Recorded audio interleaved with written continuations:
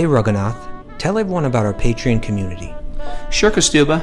The Wisdom of the Sages Patreon community is an incredible online yoga resource. If you like the type of yoga wisdom and culture we share on the show, then our Patreon community is a great next step. This is a listener-supported podcast, and any level of sponsorship will unlock a wide range of live and archived classes, talks, and even workshops. Raghunath teaches, I teach, and we have a host of other excellent teachers on topics ranging from yoga philosophy, asana classes, storytelling, Ayurveda, kirtan, cooking, meditation, and a lot more. We even have an incredible online Bhakti 12-step recovery group. So if you want to check it out, go to patreon.com/wisdom of the sages. All right, let's get it on. Om Namo Bhagavate Vasudevaya. Om Namo Bhagavate Vasudevaya. Om Namo Bhagavate Vasudevaya.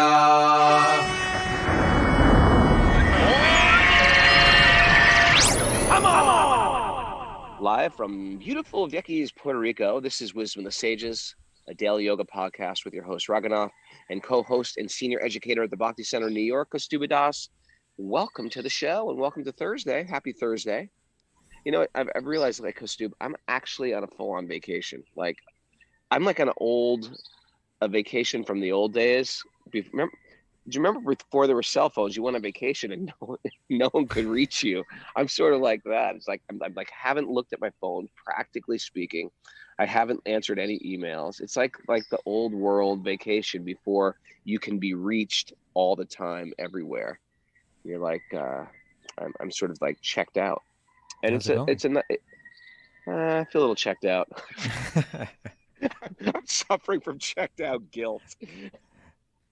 No, it's just it's good family time.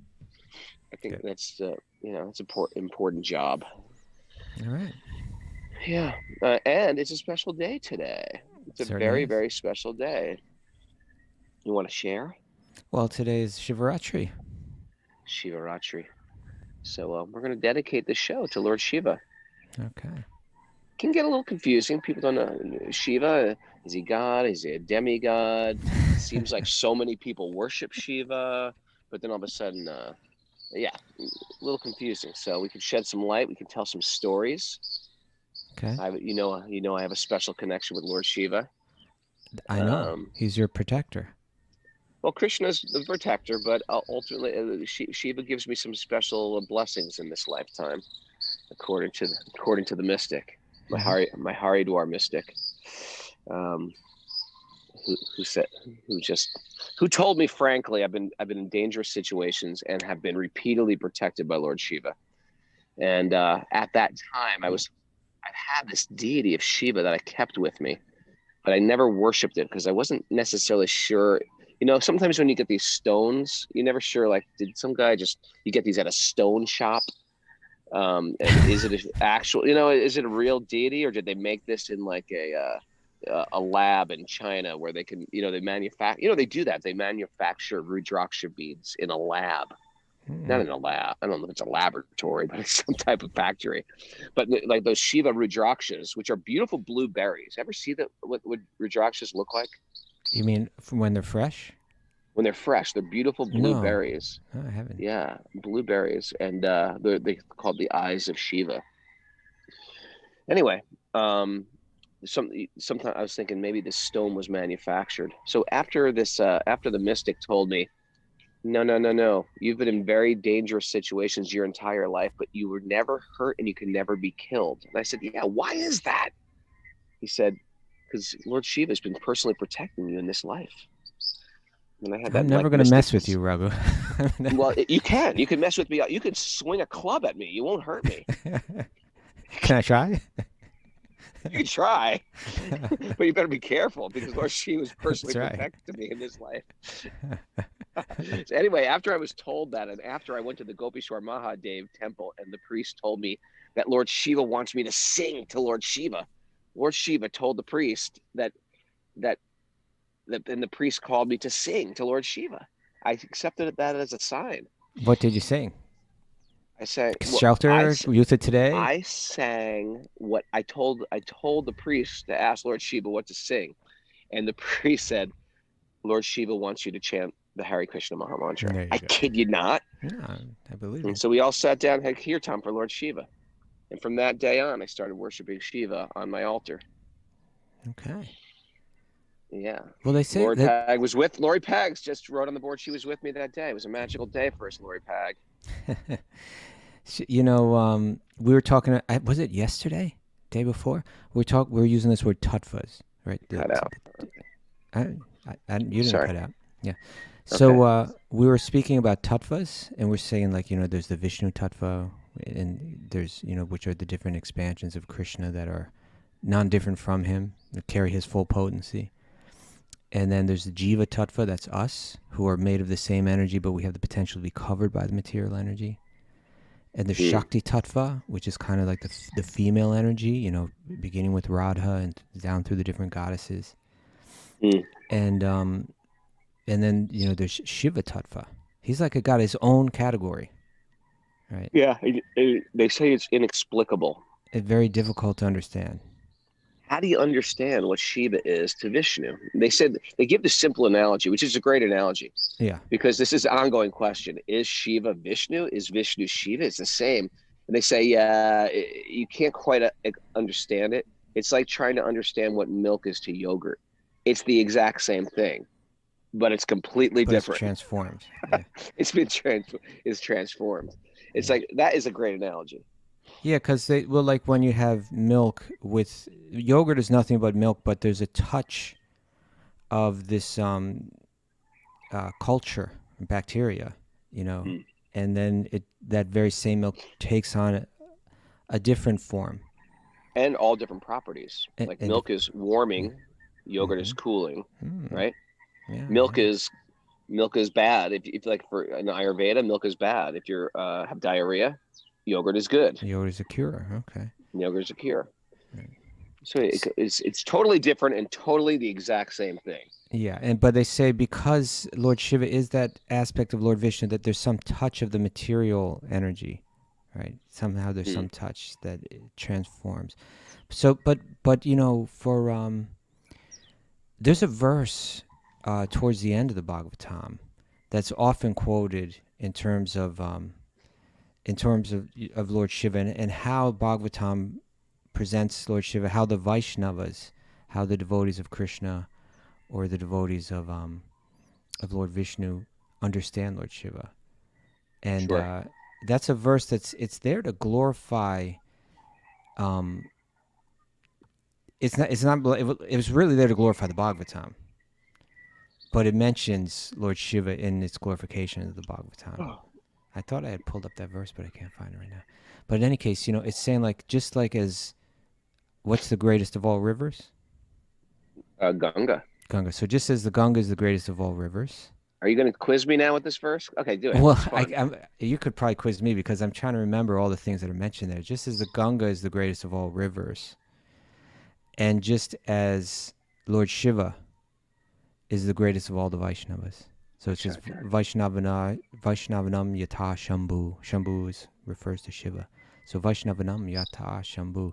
That just as Lord Shiva is the greatest of all the devotees of Lord Krishna, Lord Vishnu, so Bhagavatam is the greatest of all the scriptures.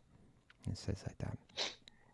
So we see, so our understanding of Shiva is that he's a transformation of Vishnu, and he's the greatest devotee of Vishnu.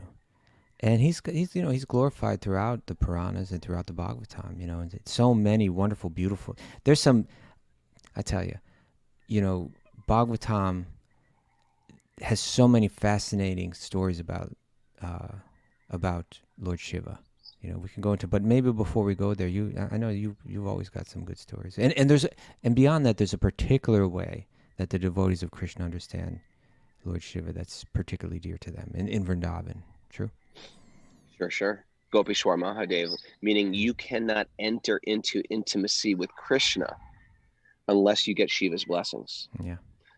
So there is this idea of entering this rasa dance, which is what is the rasa? It means the sweet relationship. In Ayurveda, it means like a taste, but it means like a taste within love with Krishna. How do I get that? And so they say you have to approach Shiva. And the story of Shiva as the guard. Sort of like we say, like the bouncer. When we were teenagers, you would try to go to the nightclub and there's a big bouncer. Doorman. You got to get through the bouncer. And if you're not on the list, you're not getting in. Why? Because there's something like, you're not cool enough. Weird. The material world is just like a sick perversion of the spiritual realm. You're not cool enough. You're not beautiful enough. You're not influential. You're not getting in. It's the spiritual world is like that. Krishna actually wants us in because Krishna sees our purity. But the thing is, we're not acting such ways that we're purified yet to get in. So Shiva checks us. And Shiva is also the balance between ignorance and knowledge. Just like when we see that famous Nataraj Shiva dancing on that little demon baby. What is that demon baby called? Can you look that up, Mara? I think his name is Anasmara or something like that. Anasmara. Maybe it's called Anamara. I can't remember. But anyway, that's the baby representing ignorance, and Shiva's representing knowledge. And Shiva is that force of knowledge. So anyway, to get in, to become purified of the material world, then we go through Shiva and we ask Shiva's mercy. Shiva wanted to get into that rasa dance himself, but he did not have a female form. Yeah. And I think there's a lot to that too. Like, right? In other words, right? Yeah, like all of the gopis, the mood is entirely like Krishna's the center, right? That Krishna's the central enjoyer. And so in one sense it's said like all the souls are in one sense female to the male, Purusha to Krishna. And so Shiva, in order to enter into that Rasa Leela, he had to have a female form, so he became Goveshwara Mahadev. So he was recommended. He was recommended to go to Manasarovar, take bath in there, and he will get a female form. Yeah. So he sort of like took this. It was Lord Shiva, but now Shiva's got a sari on, and he's got a little bindi dot, right? And he's has lots of bangles and ankle bells on, and he sort of like snuck right on into the rasa dance. Or became the god, right? No. First he was dancing. Was he? First he was dancing with everyone. And then Krishna just was feeling something awkward that night and just said, something's up. Something's up. I'm not feeling it. And he called Lalita and Vishaka, his two head gopis. He said, I'm not feeling it tonight. Who's here that doesn't belong here? And he said, seems like everybody's here. He says, I want you to go to all of these gopis and ask them where they're from, who they are, what their story is. And so they did. They went to each gopi that was there, and they said, what is your name? They do this in India, right? What is your name? People come up to you. What is your father's name? What is your village? What village are you from? And so they went back to Krishna. They said, everything seems to be fine. Just young cowherd girls from the village. There was one cowherd girl with a snake around her neck and a third eye. That was a little weird. That was a little weird, but otherwise it seemed quite normal. And then they recommended Shiva, listen, this is rasa dance isn't for Shiva, right? Because that's not Shiva's tattva. That's not where Shiva. So Shiva can stay at the post of the rasa dance, and he keeps those who are not qualified out. So we're here in the material world working on becoming qualified, working on knowledge over ignorance, and working on proper action within the material world. Yeah. Well, in Vrindavan, there's the temple of Gopeshwar Mahadev. And the tradition is that when you visit Vrindavan, that's the first place you go, because if you want to enter in, and you in one sense, you're already in, right? Like physically you're in. But the idea is that, the Bhakti-yogis, they're saying, I want to truly enter in, not just externally, but internally. I want to enter into the mood, and into the, the true devotional consciousness that is Vrindavan. So in order to do that, the first place you go to the temple of Goveshwar Mahadev, because he's guarding Vrindavan. And with humility, you pray, may even though I'm not qualified, right? may by your blessing somehow may I be allowed to enter into this mood of Vrindavan. Have you ever been to Gopeshwar Mahadev temple on Shivaratri? Never. Oh, I have. Yeah. Raghunath, you Was would it a love scene? Was Oh it a man, scene? it is a scene. Yeah, because even in the Bhagavatam, wherever there's like stories about Lord Shiva, his followers are they can be wild. They're a little He's wild. he's very compassionate to all kinds of like people. Even ones that are like kind of tamasic, get a little wild, maybe a little Well, destructive. he's Bhuteshwar. He's the lord of the ghosts. The worship Shiva. He's the lord of the ghosts. He's Pashupat. He's the lord of the animals. He's the deity of the animals. Yeah, I think like Judeo-Christian people raised in the Judeo-Christian kind of background. It's really hard to understand this Lord Shiva, right? It's like he that even comes up, in Bhagavatam. It's like he appears to be like bad company, right? It's like he appears devilish. Yeah, he carries a trident. You know what I mean? He's got a bunch of ghouls that follow him around and cause trouble. But that's just his kindness, that he sees the good in everyone, Yeah. And so those kind of tamasic beings are attracted to him because he loves them, He's actually really kind, And so like when I went to Gopeshwar Mahadev temple on Shivaratri, it was a wild scene. It was like right out of Bhagavatam, and like it's like right out of Daksha's. Yeah, because it's like there's this central Shiva linga in the middle, and it's a small little place, and it's all marble around, and everyone's offering. You go in there and you get this glass bottle of, I believe it was milk that you could kind of like bathe Lord Shiva in, and everyone's got these glass bottles. And everyone's shoving and pushing and sliding and trying to get in there, and it's a real scene. And then someone gets offended, like someone like got bumped into, or I don't know what happened or whatever. And then this person, and it was like this far out sadhu looking person with a big turban. They took their glass bottle and they just smashed it on the ground, and and now you got like this milky wet marble glass, like it's all spread all over the place. And you're walking barefoot. What could go wrong? Yeah, exactly. But somehow, like the transcendental mood just takes everything up, and everyone, it was a beautiful but wild scene, Yeah, they're not following any. What is that Manners book we were joking about? Manners? Mary, remember? Oh, Emily Post. They're not following Emily Post book of Manners there at the Shiva temple. Or they feel others have broken them. Yeah. Yeah. Let's see how you. Yeah. Any case. It was wild but beautiful. Yeah. But do you want to tell some stories about Shiva, or do we want to read some Bhagavatam about Shiva? What do you want to do? Tell some stories. I heard the interesting. One thing I heard that Shiva, he has the moon. One reason. There's always many reasons for many things. Like there's many reasons why we have this podcast. You can't put it to one reason. But one reason why he has the moon on his head, because when he drank the hala hala poison, he started getting a fever. And everyone knows the moon is very cooling. Mm-hmm. And so he carries the moon on his head.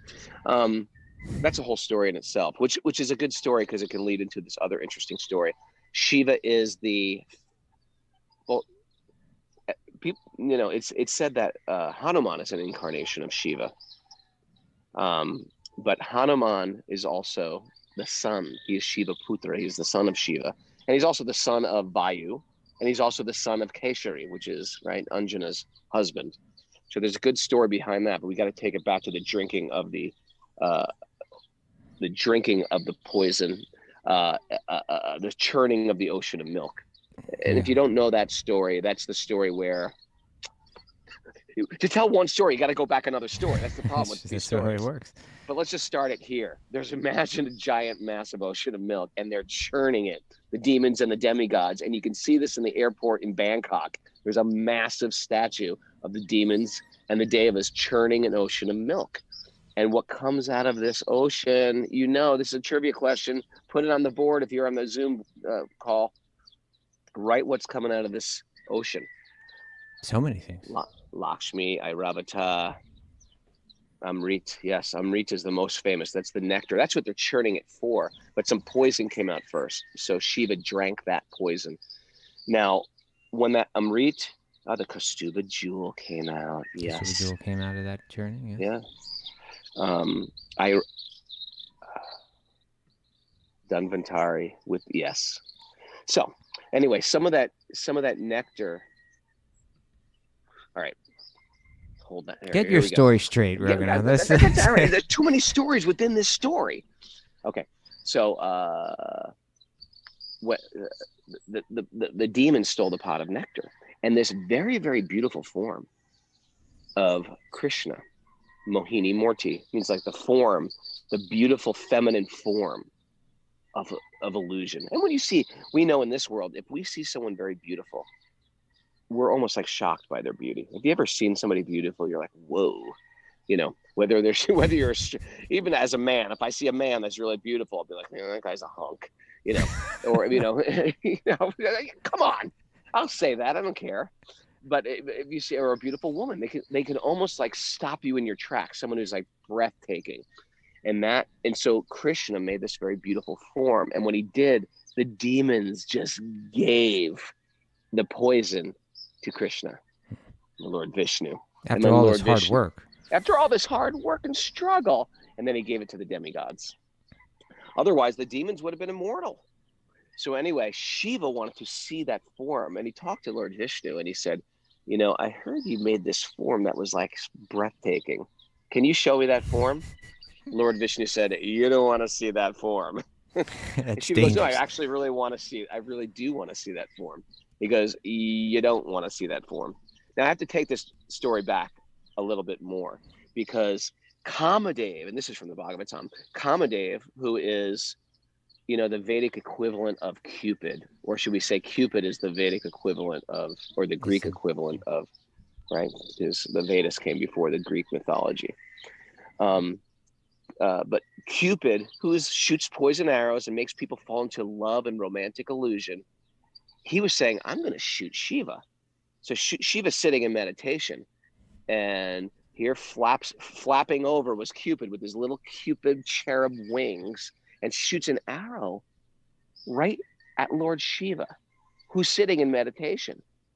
And Shiva, just with his third eye, he opens that third eye, and fire comes out, and he burned Cupid to ashes, because Shiva can get very easily angered. What's the name of that? He's called I'm a quizzer, man. I know you know everything. I thought you were asking me, and then you said Mara, so I was just getting ready. Sorry. Asutosh. Asutosh. Yeah. Thanks. So he's very easily pleased. He gives benedictions very easily, but he gets very angry very easily. So he got very angry at Kamadev, or the god of desire, and with his third eye, he opened it, and boom, and that fire consumed Kamadev, and that's why one name for Kamadev is Mara. I don't know. Ananga. One, right? Ananga. No limbs. His limbs were burnt to nothingness. So he exists in a sort of ethereal, nebulous, whatever, cloud-like form, I guess. So anyway, that's what happens when Shiva gets tempted by Kamadev. But now Krishna, or Vishnu, is saying, look, you don't want to see my form. The form I made was very beautiful. And Shiva says, don't worry, I can take it.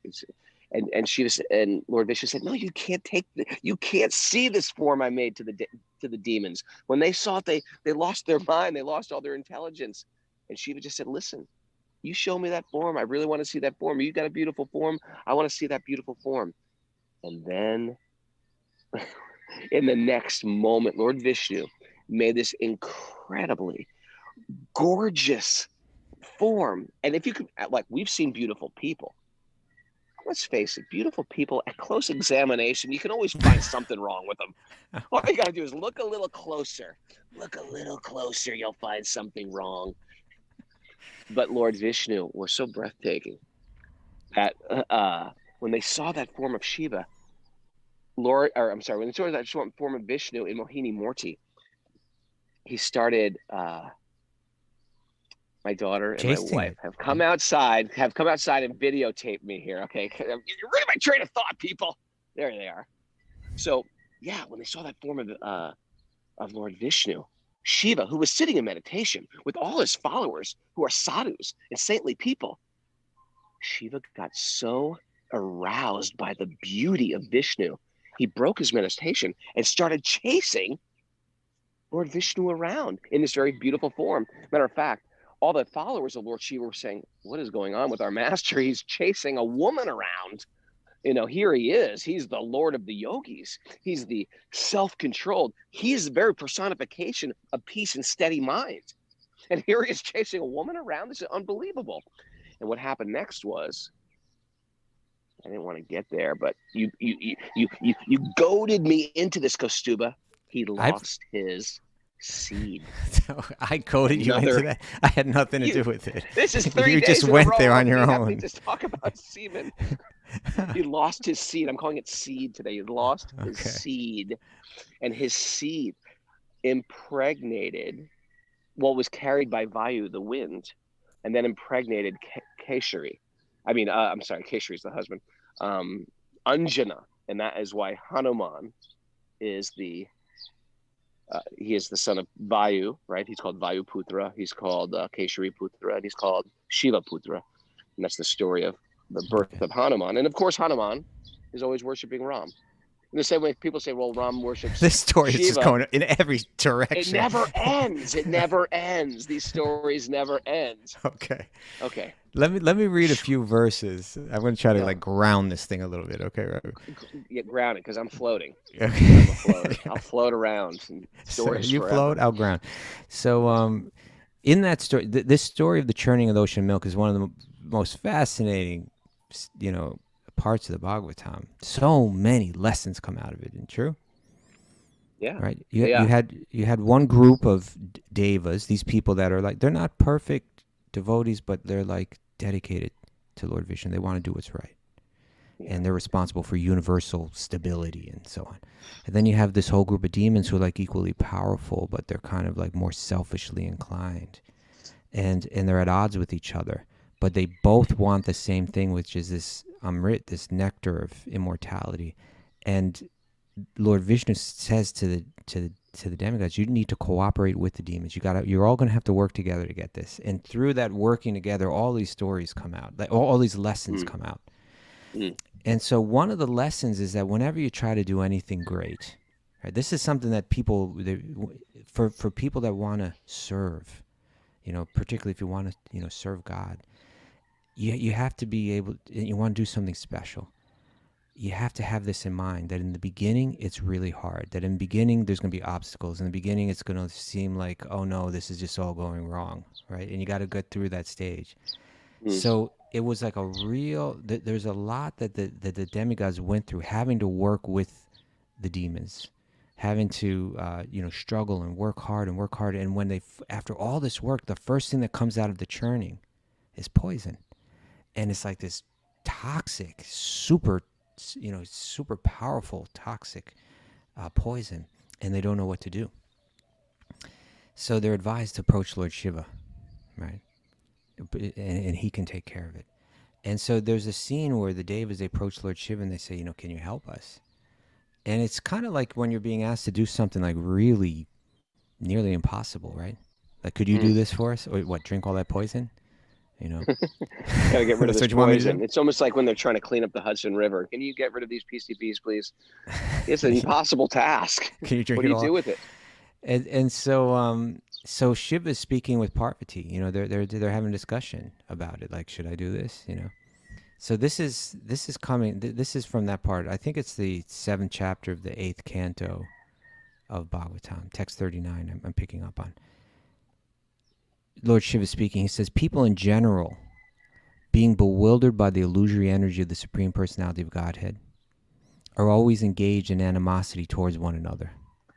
True? Yeah, in general. He says, but devotees, even at the risk of their own temporary lives, try to save them. So Lord Shiva is saying, you know what? People are always fighting with one another. This is another manifestation of that. But if you're a devotee of God, if you're a truly spiritual person, then you're willing to even risk your own life to try to help. So he says, my dear wife Bhavani, when one performs benevolent activities for others, the Supreme Personality of Godhead, Hari, is very pleased. And when the Lord is pleased, I am also pleased, along with all other living creatures. So he was recognizing that principle that like God is the root of all, and if you can please God, everyone becomes pleased, right? He says, therefore, let me drink this poison, for all the living entities may thus become happy because of me. Then Srila Shukadeva Goswami says, after informing Bhavani in this way, Lord Shiva began to drink the poison. And Bhavani, who knew perfectly well the capabilities of Lord Shiva, gave him her permission to do so. So even there, we see on these highest levels of the Devas, he was asking the permission of his wife. He was like sensitive to her concerns as well, And then he says, thereafter, Lord Shiva, who is dedicated to auspicious, benevolent work for humanity, compassionately took the whole quantity of poison in his palm and drank it. As if in defamation, the poison born from the ocean of milk manifested its potency by marking Lord Shiva's neck with a bluish line. That line, however, is now accepted as an ornament of the Lord. Right? And it goes by the name Mara. Mara. Neelkant. Oh, Mara's good with this stuff. Pretty good. She's good. She's sharp. She's been trained in trivia. Yeah. Shiva trivia. Neelkant. Neelkant. Okay, and then this verse, the next verse is a famous verse. Really important, really something to grasp. Because when it comes to spirituality or quote unquote religion, we can get lost in what's important and what's not. People tend to. But this verse it really speaks to the essence of it. Here's text 44. Tapyanto lokatapena sadhava prayasho janaha paramaradhanam taddi parushas yakhilatmanaha. He says, it is said that great personalities almost always accept voluntary suffering because of the suffering of people in general. This is considered to be the highest method of worshiping the Supreme Personality of Godhead, who is present in everyone's heart. Right? In other words, if you really want to please God, the great souls, they're so selfless. They're willing to suffer themselves to serve others, recognizing God in the heart of every living being. It's going back to that kind of vision we've been talking about the past couple of days, right? Sure. But that's that often quoted verse, but really really important. See the glories of that this is where this consciousness leads. That when I really it's not just I walk in a temple and bow down and go to church on Sunday and kind of claim my religiosity and feel better than everyone. Sure. But where spirituality is when you're actually connected to God, you see God in the heart of every living being. You naturally feel compelled to serve others, even if it means accepting suffering yourself. Because when you have that consciousness, you're not actually really suffering. Like that's what would be suffering to others. You go through it happily because of that realization. Because when you're pleasing God, every living being is pleased, including yourself. Right? Hey, do you have a nice relationship with this Kundeshwar Mahadev? I love this temple. Kundeshwar Mahadev, right before you go into before you go into go to Radha Kund, you're supposed to get the blessings of Kundeshwar, which is the Lord, the master, the controller of the Kund, right? And so maybe we should go there and do the Tandava Stotram and then the Radha Kund, prayers to Radha Kund. Next time, what do you think? I'm down. Would that be nice? Yeah. Okay. Speaking of next time, that should be like next February or something, right? Maybe early for you. I'm going in November. I'm almost sold out. We got a huge group of people coming with. If you're ever interested in going to India with me on pilgrimage, November 6th, we're leaving. I got a beautiful group of people going, and I got about 1 or 2 more spaces for Nepal. Another Shiva place. Man, Shiva's worshipped all over. You should talk to Joe Chirini before you go to Nepal. I'll bring. Yeah, let's go with Joe Chirini. He may go with you, but he's so familiar with Nepal. Yeah. One of our beloved others. So, what's next? I mean, I told about that, and you immediately jumped to Kundeshwar Mahadev, so I don't know where you want to go next. Well, Shiva's called Gangadhar because he carries the Ganga on his head, Yeah. He's got the, if you're new to all this what is it called? Iconography? Is that the word? Iconography. Iconography. These icons, these Hindu posters. If you're new to them, you know it's Ram if he's got a bow and arrow. You know it's Krishna if he's got a flute, and you know if it's Shiva if he's got snake around the neck. What else? Ganga, water in the hair, moon on the hair. That's Lord Shiva. Carries a trident. That's Lord Shiva. Because sometimes Skulls. Yeah, got a couple skulls around, but sometimes you can get lost because everybody sort of looks bluish and everybody looks very, very feminine and pretty, and so you can get a little can get a little confusing. Oh yeah, so he's got the Ganga in the hair. Because when Ganga was called to descend, now Ganga was being called to descend. Ganga always exists. The Ganges rivers always exist, but it exists in a higher realm. And then it descends to this planet. Matter of fact, it doesn't just descend to this planet. It descends through all the higher planets, then to the earthly planet, then goes on to the lower planets. It is a mystical, sort of a magical mystery tour it does through the universe and manifests on this earth planet, and then it goes into the Bay of Bengal. That's called Ganga Sagara. That's another holy place, right where it enters the Bay of Bengal, and it maintains itself and somehow mystically gets transported to another realm. The Yamuna does the same thing. Anyway, when the Ganga comes down, it's too powerful for the earth. So and she got a little proud. So Bhagirath, who is the emperor who did tapasya tapasya, if you know, is some type of how do you describe tapasya, Kaustubha? It's taking up penance and rituals Okay, and stuff like that, right? Well, tapasya means, you're accepting some kind of discomfort in some form, for a higher purpose. Yeah, some type of worship to make Ganga come. And then he said he had to worship Shiva because Ganga was going to destroy the universe or the planet. It was too powerful. So she landed. So Shiva blocked Ganga with his locks. Shiva's got big dreadlocks, or what are they called? Juttis.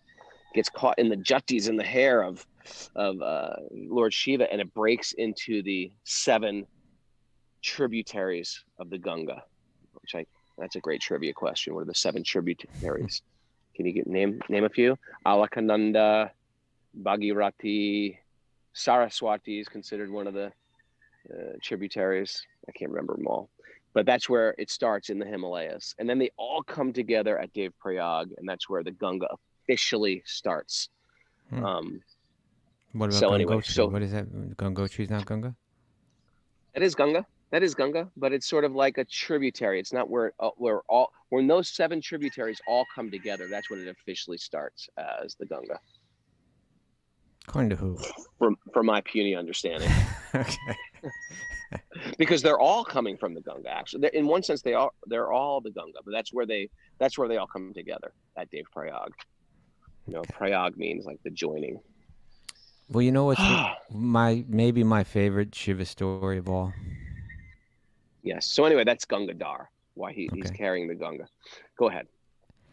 It's in Bhagavatam, it's in the 4th canto, about how his wife Sati goes to her father's sacrifice, Daksha. I didn't think you were going to go there, but okay. Why didn't you think We're going to so? end up getting there anyway. It's just sort of gruesome. It's gruesome and wonderful, and she burns herself in the fire, but I don't hear see that it as story. gruesome. I think it's beautiful. Okay. Yeah. Okay.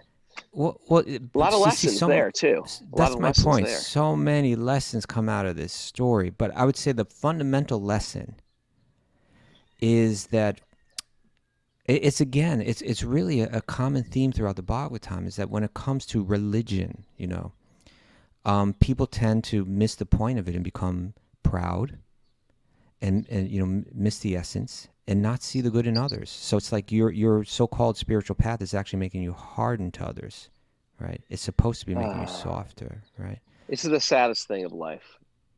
You try to do something good and you get wrapped up in your ego. And I guess maybe that's what you just got to, that's the big That's the big lesson of life in itself. Mm-hmm. Is do good, but do it without ego. Yeah. Don't let these paths, in our own illusion, don't allow these paths that are positive to be engaged in negative ways. Yeah. Right? So here, like, the hero of the story is really Shiva and his wife Sati, and of course Lord Brahma and Vishnu and all. But the one that really has to learn the lessons, and this happens to him several times throughout Bhagavatam, is Daksha, right? Yeah. Now, Daksha is a son of Lord Brahma, so he's one of the earliest people in the universe, and he's given great responsibility.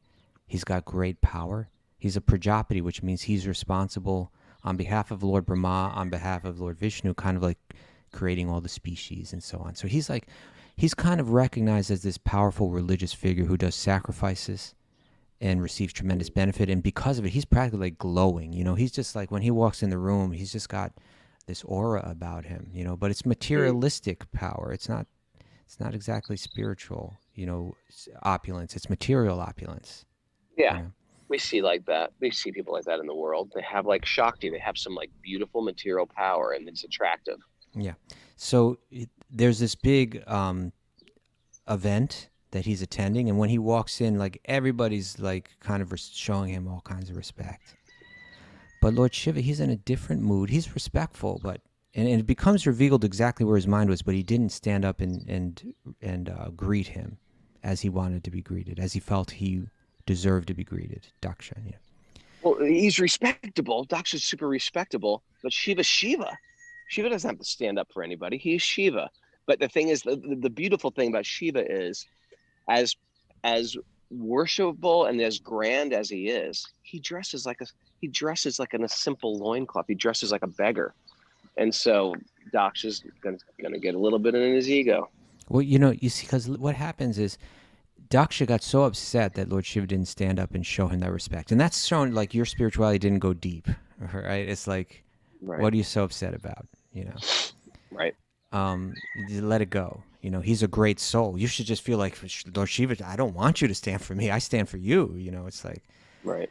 But because he was caught up in his ego, because the opulence that he was kind of, he began to identify with his own body, with his own opulence, with his own prestige. He's thinking Lord Shiva should stand for me. And he's looking at Lord Shiva and saying, I don't think he's so spiritual, highly. Actually, look at him. Just look at him. And you start to judge by all the externals, right? He's covered in ashes. He's got the skulls around his neck. He's walking around half naked all the time. He's not a great soul. Look at this. Lord. He couldn't see the true qualities of Shiva anymore, right? So watch out. Watch out. So he made a big speech. And he said all these terrible things about Lord Shiva, and then he just stormed out of there. And in that assembly, one of Lord Shiva's followers, his name is Nandishvara, he began to speak to everyone, and this is what he said. He said, anyone who has accepted Daksha as the most important personality and neglected Lord Shiva because of envy is less intelligent, and because of visualizing in duality will be bereft of their transcendental knowledge. Pretentiously religious householder life, in which one is attracted to material happiness and thus also attracted to the superficial explanation of the Vedas, robs one of all intelligence and attaches one to fruitive activities as all in all. Right? Interesting, right? He could see that. He could see, yeah, right? This Daksha, he seems like a good, but actually he's missing the essence. He's losing his transcendental intelligence, right? But then what happened was, from that point on, there was this big tension between Shiva and Daksha. Daksha just had nothing good to say, but there was a complication. His daughter was married to Shiva, right? Yeah, it became a family issue. It became a serious family issue. Serious. Because Sati's love for Shiva was so deep, but meanwhile her father had nothing but animosity towards Shiva, right? And she could recognize how deeply spiritual Shiva is. She could totally see it, but her father couldn't see it at all. Only saw externals, and it created a big tension. But one day, Sati, she could she's like, she sees everyone flying through the air, and there's some big ceremony going on. There's some big event, and it was understood that it was her father was holding a sacrifice, a big event, and people were coming from all over, and they were all dressed fancy and decorated, and she could see, oh my God, this is the biggest event, and if I go there, I'll be able to see my family. I'll be able to see my mother and my sisters and meet so many great people. And it's just, she was just like you want to go to some big event, something It's like special. India, the parties or the events are sort of like they're religious also. Yeah. They're like, they're good. festivals. You dress up and there's sometimes dancing, but it's different. Yeah. Like they'll do stick dancing and there's food and there's lots of great music. And there's lots of eating. There's lots of food, and it's like a transcendental party. Yeah. Okay. I love Indian culture. So she wants to go, and she's saying to her husband, "Lord Shiva, let's go." And he's saying, "No, you don't understand. If we go to this, it's going to be inauspicious because your father hates me. Nothing good is going to come out of this. I'm warning you." But she's like, "No, but I want to go." And this is what he says. I want to go to the party. I want to go to the party. This is part of what he says to her, Shiva speaking to Sati, his wife. He says, although the 6 qualities, education, austerity, wealth, beauty, youth, and heritage, are highly elevated, this is all good karma, right? And the Daksha's got a lot of this. One who is proud of possessing them becomes blind and thus loses their good sense, and they cannot appreciate the glories of great personalities. That's the problem, right? It's like you get proud of yourself. You got some more beauty than someone else, you become proud. You got you've got more wealth than another, you become proud. You got more education, you get all puffed up. And then and the biggest problem with that is you lose your appreciation of great souls, which is really the doorway to bhakti, right? Really the doorway to spiritual realization. And then he goes on, he says, one who is conducted by false ego and thus always distressed both mentally and sensually cannot tolerate the opulence of self-realized persons. This is what you were talking about yesterday, right? When you're talking about it, was it yesterday, the day before, something like that? It's like, there's something in us sick in the head that we want, like others to be suffering. Sick in the head. It's sick in the head. Something my mom would say is sick in the head. The kid is sick in the head. So he says they cannot tolerate the opulence of self-realized persons, being unable to rise to the standard of self-realization. He envies, Daksha, he envies such persons as much as demons envy the Supreme Personality of Godhead. So we have to be, that Bhagavatam is giving us the essence of how to progress spiritually here, right? And all these great lessons, like this lesson of envy, can I share with you one of my Raghuisms of when I say something, there's certain things I know when I'm off my spiritual path. Okay. One is when I say the words, and I say this a lot, who do they think they are? That phrase, who do you think you are? Who do they think they are? That's a red flag. When I start thinking I am so much better than this person, who do you think you are? That's when I know I'm deviating. I'm not respecting a person, or I'm envious of this person. How dare this person thinks they know more than me?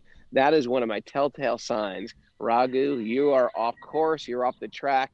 You got one wheel hanging off the tarmac. I'm noting this down. That's called the Raghu red flag. Who do you think you are? I want to get a whole list of these gradually. I want to build up the Raghu red flags. Okay. Ooh, yeah, that's a good idea. Okay. I got a bunch. I'm off track a lot. Okay. So, and Lord Shiva, then he reveals to Sati why he didn't stand up. You ready to hear this? Yep.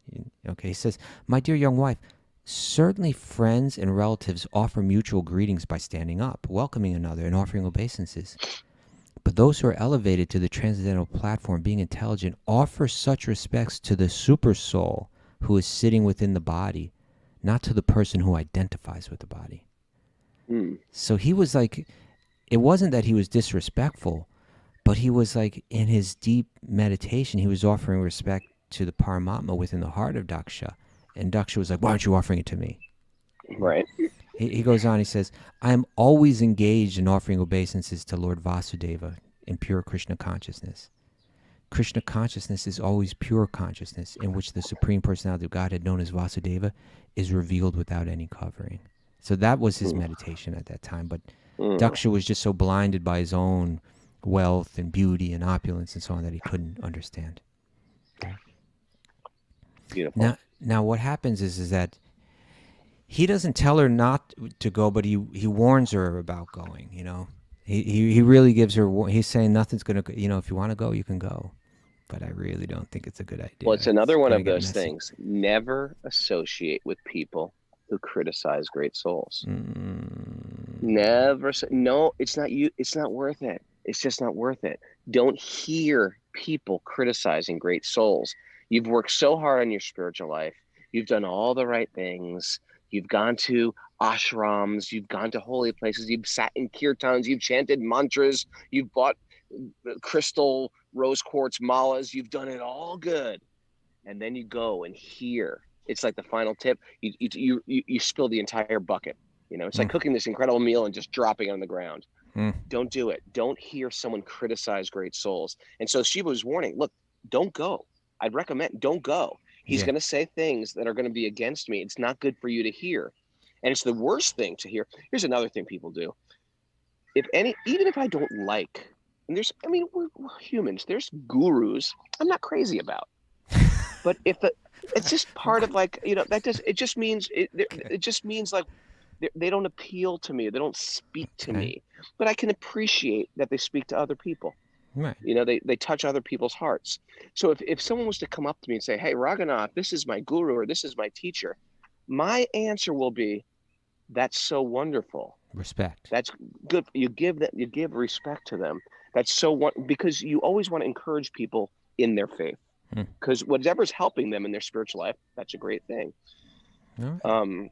So anyway, that's a huge thing. And I think when people start saying derogatory things about that person's guru, oh, that's your guru, that's a problem. Get away from those people. Keep them. Get out of there. Get out of bad there. Energy. And that Bhagavatam is meant through this pastime to give us clear realization. This, right? Yeah. So Shiva, so Sati, she goes anyway. She just wanted to go so bad. She goes, and Lord, and when she's going, like, it's kind of like all the Lord Shiva's followers, like, okay, we're going with her, you know, and so they're going in a procession, you know.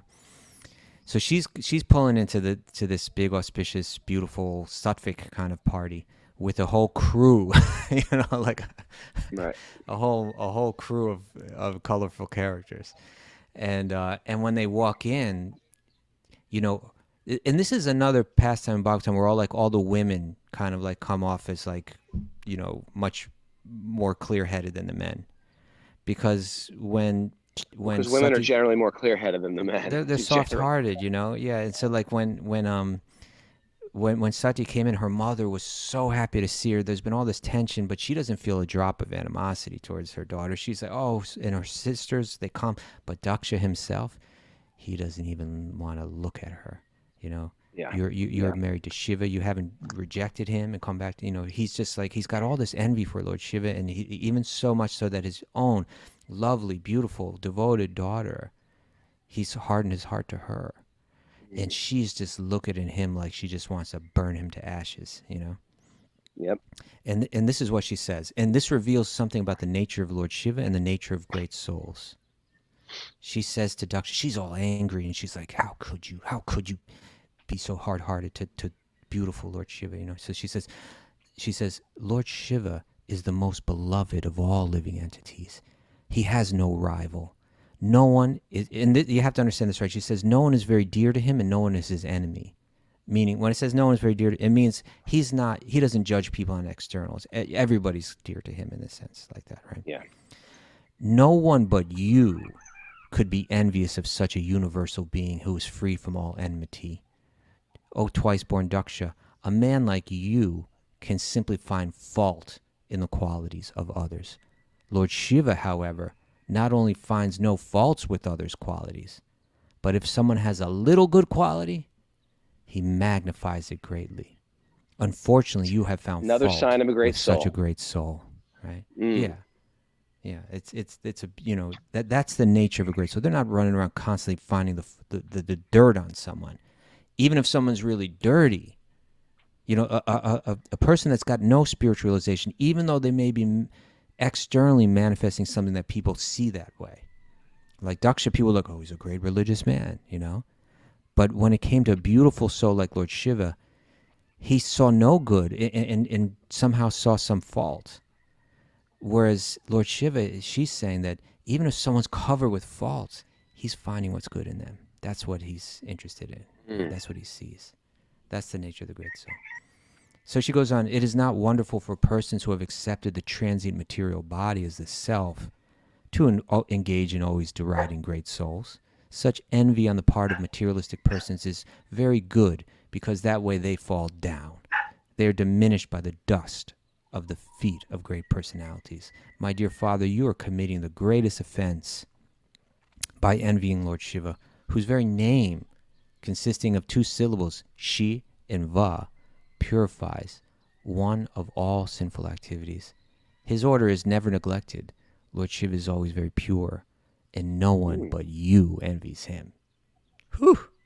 I am getting very purified from this whole class today. I'm feeling like this is the beginning of a very auspicious day. Shiva, Shiva, Shiva. Just chanting that name. Yeah, I mean, the story's kind of long, and we're running out of time, but I don't know if we should try to... let me just read a few more verses. Read some verses. I want to go away with these very high Shiva glorification verses today. So Sati, she goes into spontaneous human combustion by her yogic power. She lights herself on fire. She's like, my body's associated with you, then I don't want it anymore. So she didn't jump in the fire. She created fire out of her body. Yeah, yogic. I would love to know how to do that. Don't do it. Don't learn it, Raghunath. Well, no, I mean, I'm just saying, you know, when I want to die. No, I won't whip it out at parties. Like, check this out. I'm going to light my hand on fire. I forgot the incantation to retract it. No, I mean, just like at the time of death, that would be the way to go, when you can actually say, okay, it's time to die now. Goodbye, everybody. I said my goodbyes. And I'm sitting here. I have my Govardhan Shila. I have my people around me. I have some posters of Krishna on the wall. I'm sitting at Govardhan Hill or at the Ganga or something, and then I just light myself on fire with my mind. Okay. Wouldn't that be great? Yeah, it would. It would be. I mean, do you ever dream your death? You ever think of how you want to? You don't think of how you want to die? Not really. No. Okay. Yeah, that's another conversation. Okay, please, let's wrap this up high. Well, you know what happens is that she lights herself on fire, and all of Lord Shiva's followers just go wild. They just start attacking. They are just tearing up the whole scene. They're like blowing up the whole party in the most craziest ways, you know. And it goes. They kind of get like the priests kind of battle them back with their own powers, and then they go to Lord Shiva. And Lord Shiva, he's so upset that his daughter went through that kind of treatment that he pulls out one of his hairs and he throws it, and this incredibly powerful being comes, and they all go back to that sacrifice and they just tear it up. Right. Well, that's where we get the name Virabhadrasana.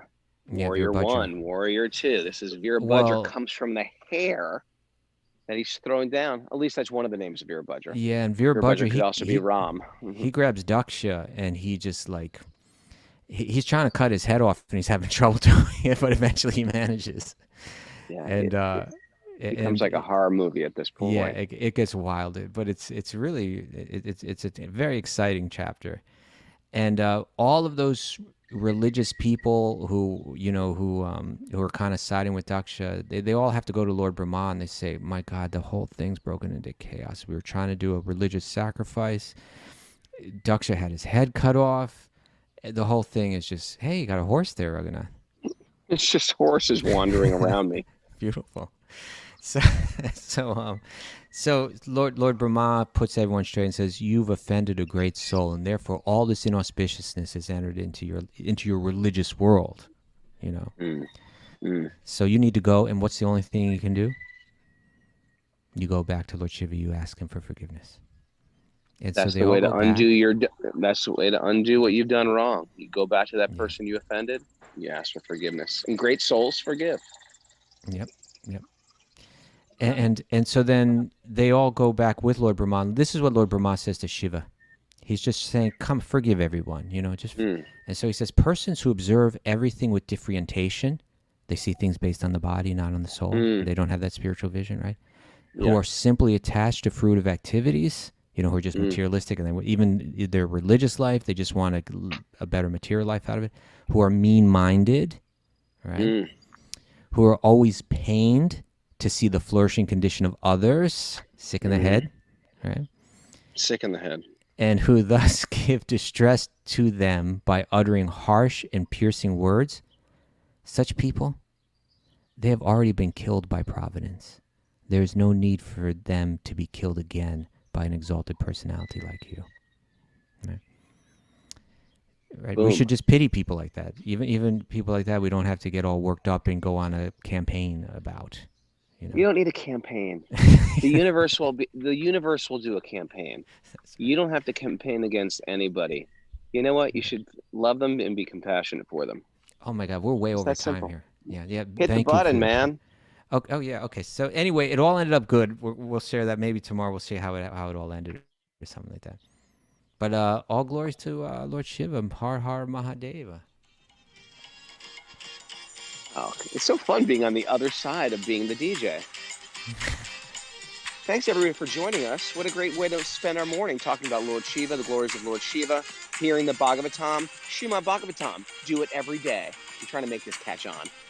What was our lesson from the day? Oh, yeah. The one I see the good in others. See the good in others. Don't create a campaign against people you hate. You don't need to. And who do you think you are? That's a red flag. They are. That's a red flag. Once you start saying that today, who do you think you are? Hey, you've got some envy and some animosity and some arrogance. Back off! Thanks, everybody. We had a beautiful class this morning. If you want to join us live, we do this every morning. But you need secret codes to get into this secret club. So you got to email Mara at wisdomofthesages108@gmail.com. If you like what we're doing, patreon.com/wisdomofthesages. And you can give us any types of support you like. Well, this is becoming a very consuming part of our life. And it's wonderfully consuming. But if you want to support us, it's appreciated because consuming things need support. Thanks, everybody. Now's our dancing time.